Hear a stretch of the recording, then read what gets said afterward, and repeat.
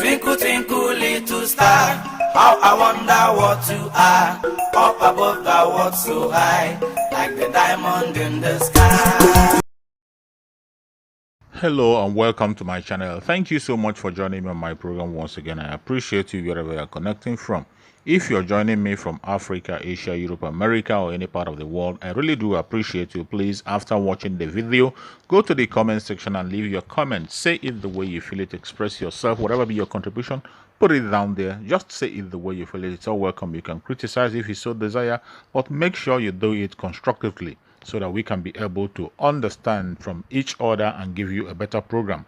Thank you so much. And remember, today once again I bring you information presenting to you an interview that was granted to Femi Falana by Channel Television regarding the arrest of Igboho and so many other things that are happening in Nigeria. As you can all see, as we have all seen in Nigeria, the government of Nigeria seems to be operating an autocratic system. It is not well in any way the way the governments are invading the home of those who are asking for their legitimate rights. It's really unbecoming. Once you are not with the government, you are not saying something that benefits the government, they come after you, even without a warrant of arrest. They have declared so many people wanted and they are going after so many people, and people are silent. They try to make sure that nobody speaks in Nigeria, and this is not fair.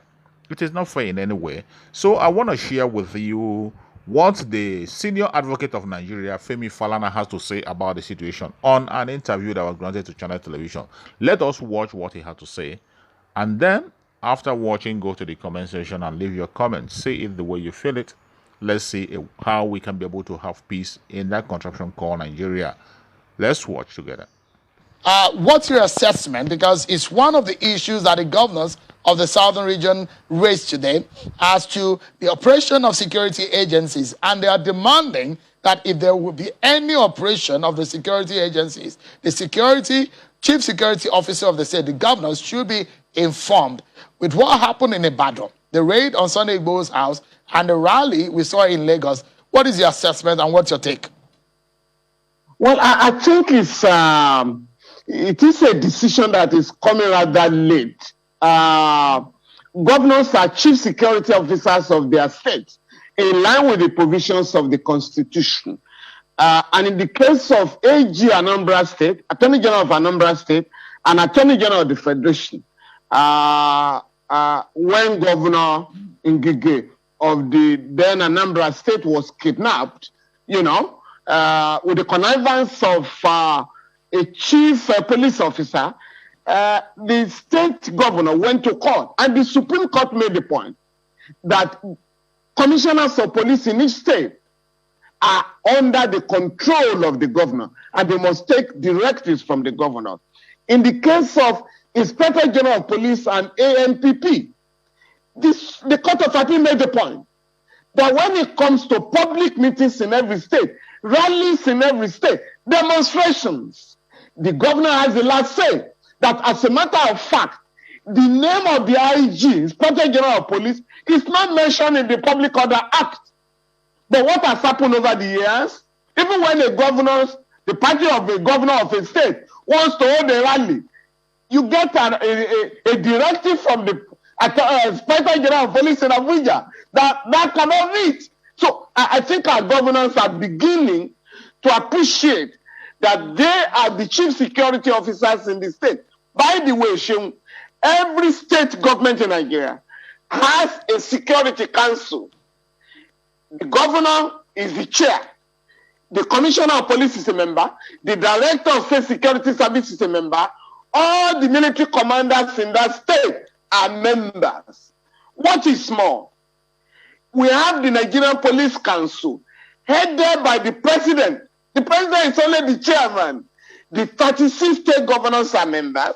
Of course, the Inspector General of Police and the Chairman Police Service Commission. That body, that 39-member body, where you have 36 governors, is empowered by the Constitution to administer, organize, and supervise the Nigerian police force. So, governors are right, perfectly in order, in giving this directive. Now, you can't have a situation where nocturnal arrests are made in a state without, as if you are planning a coup. Take Ibadan, for instance. The invasion of the home of Igboho happened in the night. And for a whole day, everybody was wondering who did it. And that 7 people were killed.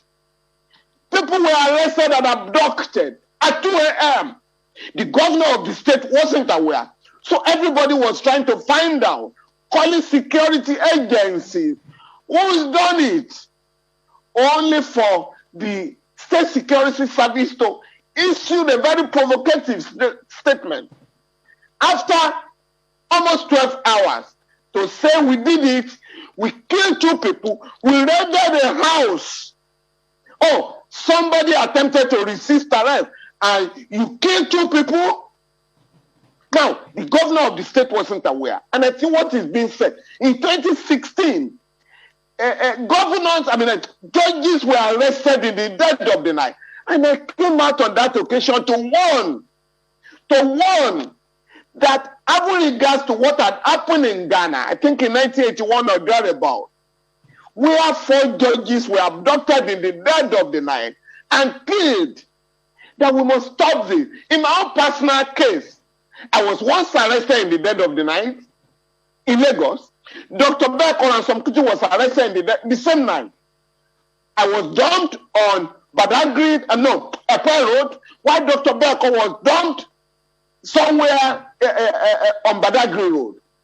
Now, that was then. In these days of kidnapping, anybody can come to your house in the night and arrest you. And these are guys who don't wear uniforms.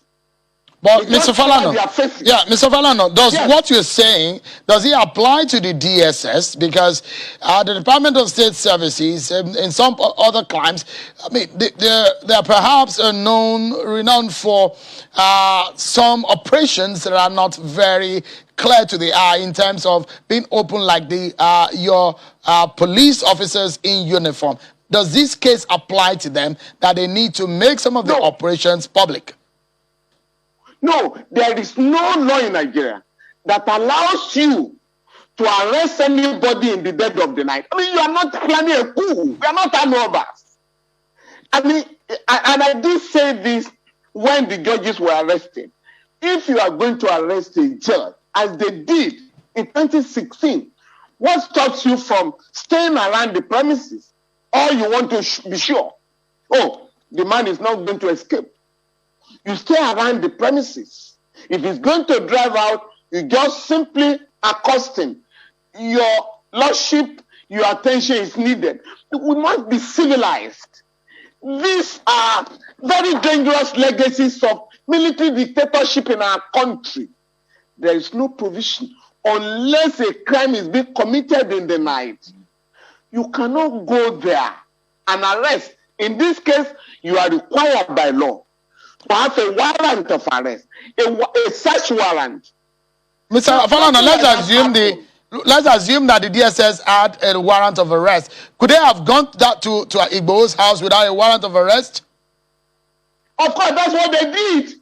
There was no search warrant. They searched. Nobody took an inventory. Now, Chief Igbo, Sunday Adeyemo said, no, I didn't have any gun in my house. Yet the SSS is parading guns and other ammunition. So all the controversy will have been unnecessary if the SSS had behaved like a modern civilized agency. There will have been no dispute or controversy.